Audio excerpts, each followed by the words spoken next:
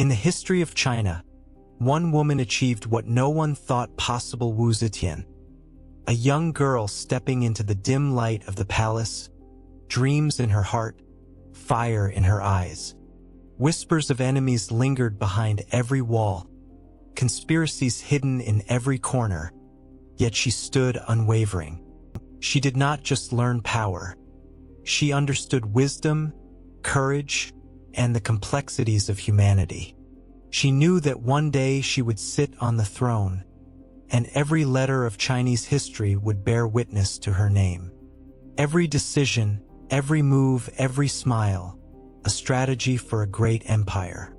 This is the story of a girl who did not bow to fear, who changed the rules of power, and proved to the world that dreams have no gender.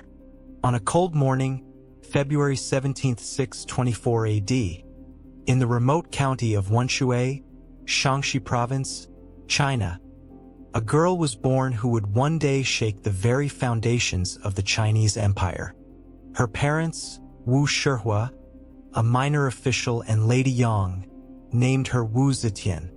From the very beginning, she was different, quiet, observant, with a spark in her eyes that seemed far too big for her fragile body. Her childhood was not one of luxury.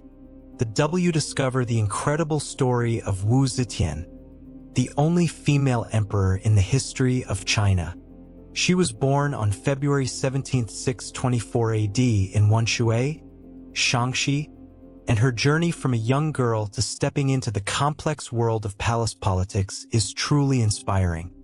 Watch how a young girl, once sent to a Buddhist convent, navigated the palace intrigues, gained the trust of Emperor Gaozong, and eventually claimed the throne in 690 AD, changing the course of the empire's history forever.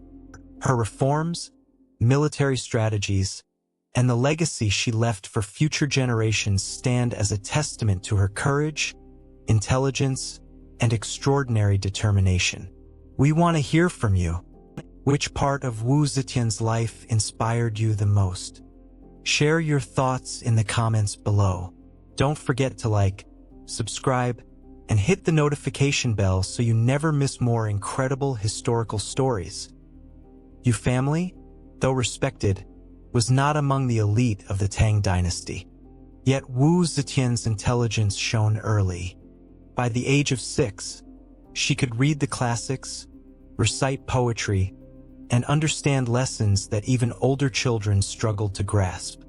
Her father noticed her unusual sharpness, often remarking to neighbors, "This child sees more than most adults." By the age of 14, in 638 AD, she was sent to the imperial court of Emperor Taizong, the second emperor of the Tang Dynasty, in Chang'an, the capital of China. Chang'an, a sprawling city of palaces, markets, and scholarly halls, was a world far removed from the simple streets of Wenshui. For a young girl, the palace was both mesmerizing and terrifying. Every hallway whispered secrets, every noble's glance carried judgment, and every word spoken in the court could alter a life forever. Wu Zetian entered the court as a concubine of relatively low rank, yet her mind was always alert. She studied the emperor's habits, listened to the advisors' debates, and quietly observed the intricate politics that governed the Tang Dynasty. She understood, even at this young age, that knowledge was power, more than beauty, more than charm, more than birthright. But life in the palace was never safe. Court life was a battlefield. Alliances shifted like sand, whispers turned into plots, and one wrong move could end a life. Yet Wu Zetian faced it all with a calmness that belied her age.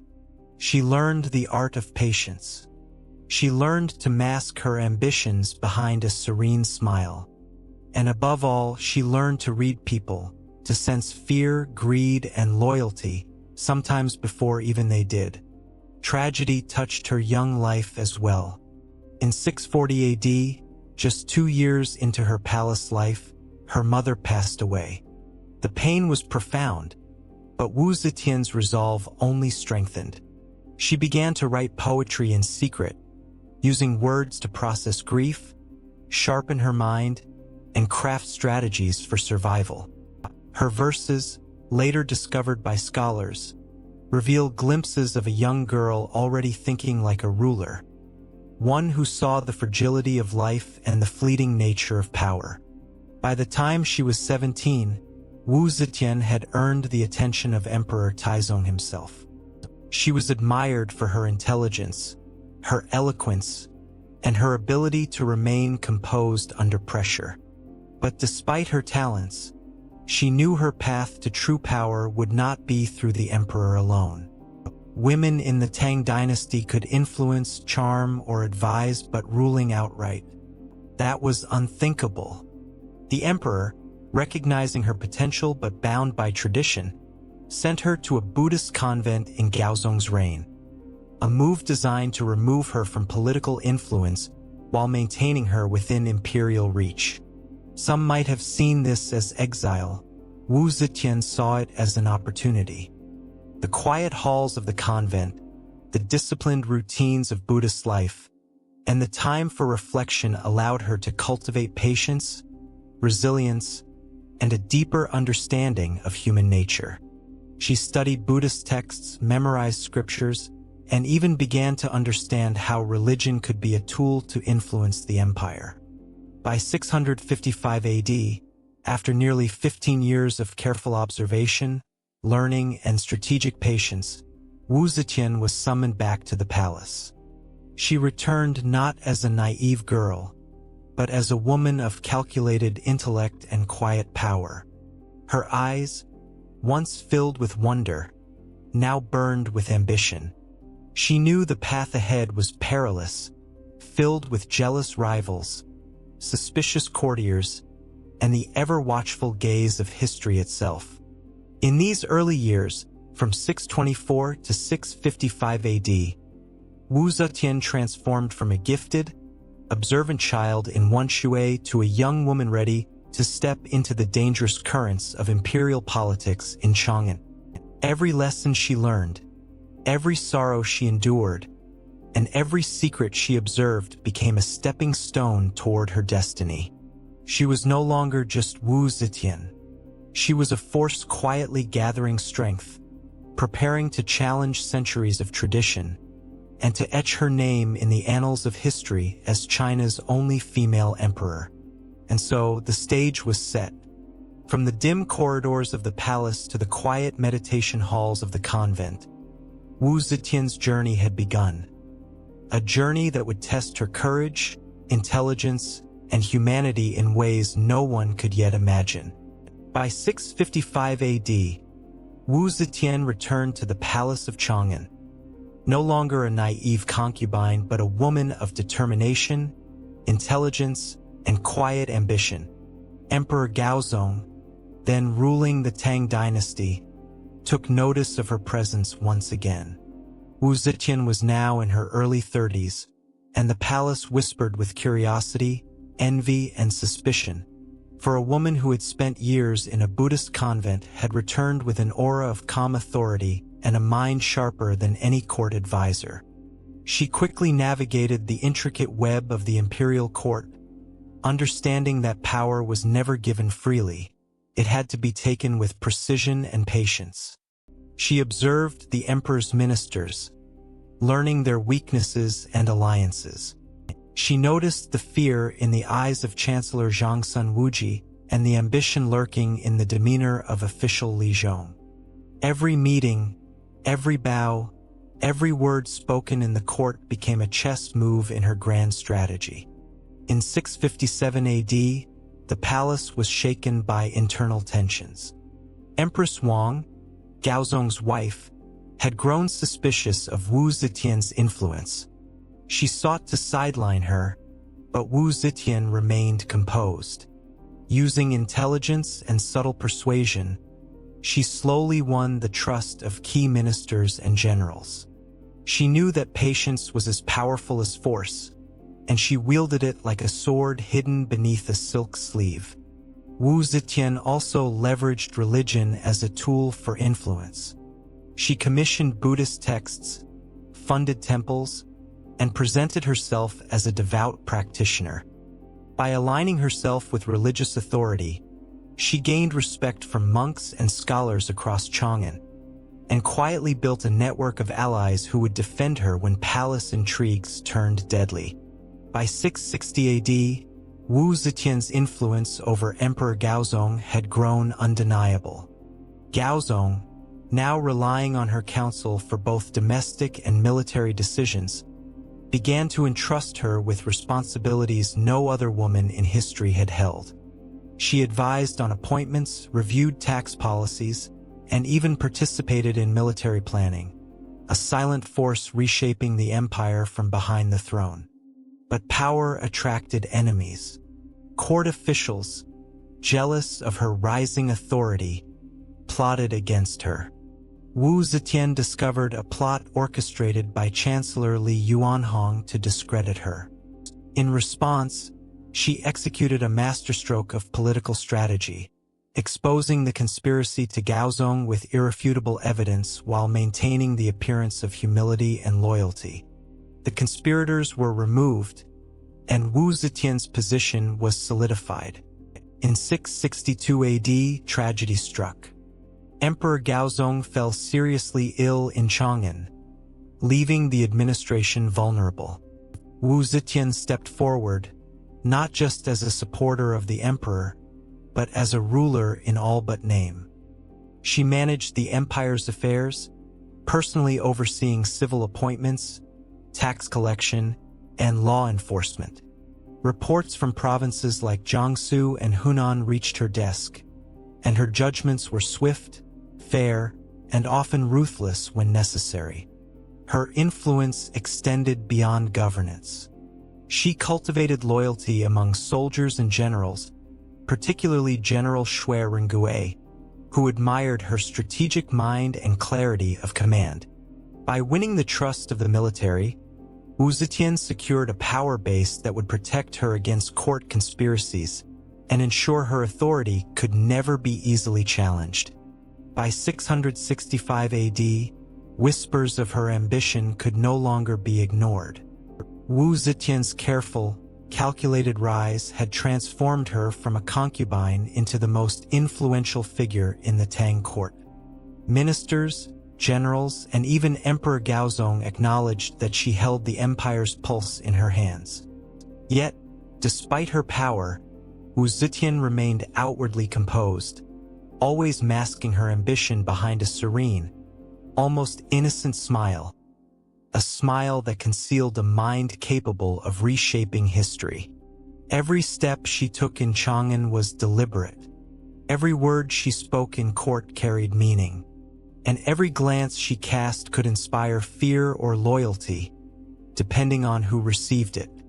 By the end of Chapter 2, Wu Zetian had accomplished what few thought possible.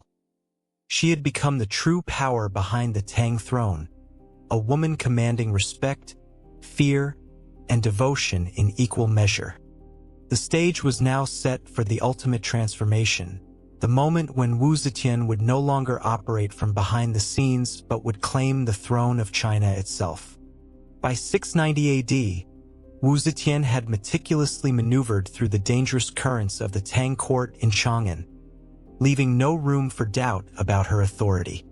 On October 16, 690 AD, she made history, declaring herself the Emperor of China, establishing the Zhou dynasty and breaking centuries of tradition that had denied women absolute power.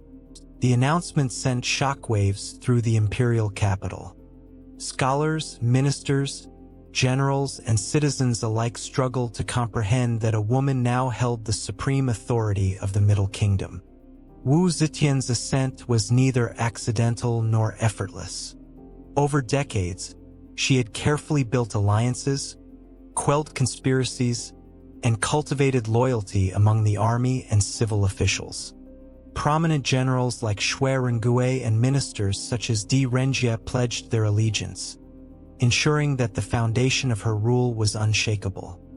Her calculated patience and acute understanding of human nature had transformed her from a quiet concubine into the most formidable sovereign in Chinese history. From her palace in Chang'an, Wu Zetian immediately set about reshaping the empire.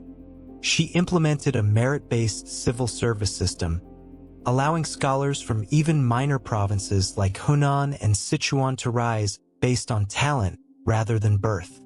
This revolutionary approach strengthened her administration, curbed corruption, and inspired loyalty among the bureaucrats, who now saw opportunity through ability rather than pedigree. Education and culture flourished under her rule. In Chang'an and other imperial cities, Wu Zetian sponsored the creation of temples, monasteries, and schools. Buddhist texts were commissioned, not only to promote faith but also to consolidate her moral authority as a divinely sanctioned ruler. Her policies reflected both strategic genius and genuine concern for her subjects, a rare combination in an era dominated by patriarchal traditions. Yet, Wu Zetian's reign was not without controversy. She was known for her ruthless measures against those who opposed her. Conspirators like Chancellor Zhang Sun Wuji's descendants faced exile or execution, and any attempt to undermine her authority was swiftly neutralized.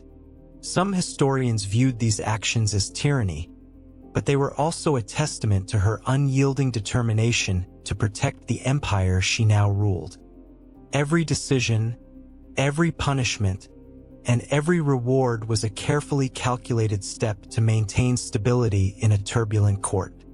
Military campaigns under Wu Zetian further cemented her legacy. In 693 AD, she authorized the defense of the empire's northern borders against the Turkic tribes near the Ordos Plateau.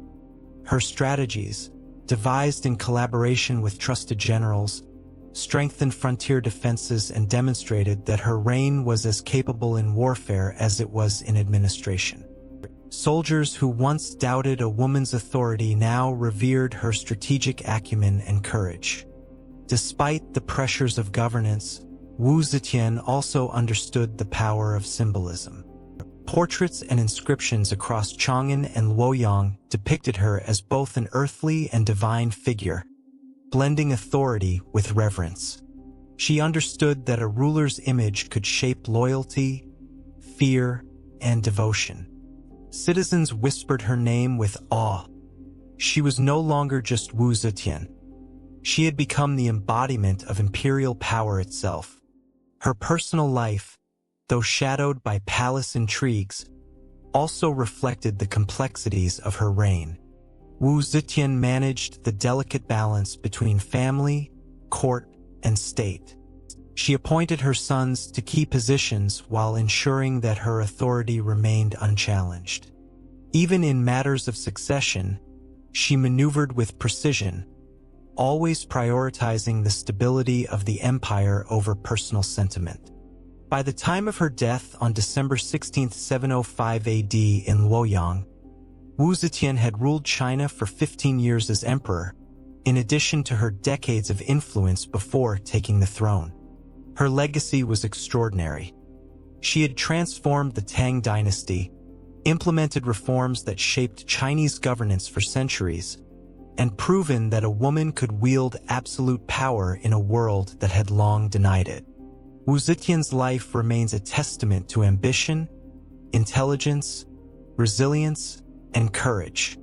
From the quiet streets of Wenshui to the majestic halls of Chang'an, she had faced every obstacle with patience and determination. Every conspiracy she survived, every alliance she forged, and every policy she implemented built her into a ruler whose story would echo through history. Her reign demonstrated that leadership is not about gender but about vision, strategy, and unwavering will. Wu Zetian did not merely occupy the throne. She redefined it, leaving a legacy that continues to fascinate scholars, historians, and storytellers alike. In the annals of history, few figures evoke as much intrigue, awe, and admiration as Wu Zetian. the only female emperor of China, whose life was a journey of ambition, brilliance, and unrelenting determination. Discover the incredible story of Wu Zetian, the only female emperor in the history of China. She was born on February 17, 624 AD in Wenshui, Shanxi, and her journey from a young girl to stepping into the complex world of palace politics is truly inspiring. Watch how a young girl, once sent to a Buddhist convent, navigated the palace intrigues, gained the trust of Emperor Gaozong, and eventually claimed the throne in 690 AD, changing the course of the empire's history forever. Her reforms, military strategies, and the legacy she left for future generations stand as a testament to her courage, intelligence, and extraordinary determination. We want to hear from you. Which part of Wu Zetian's life inspired you the most? Share your thoughts in the comments below. Don't forget to like, subscribe, and hit the notification bell so you never miss more incredible historical stories.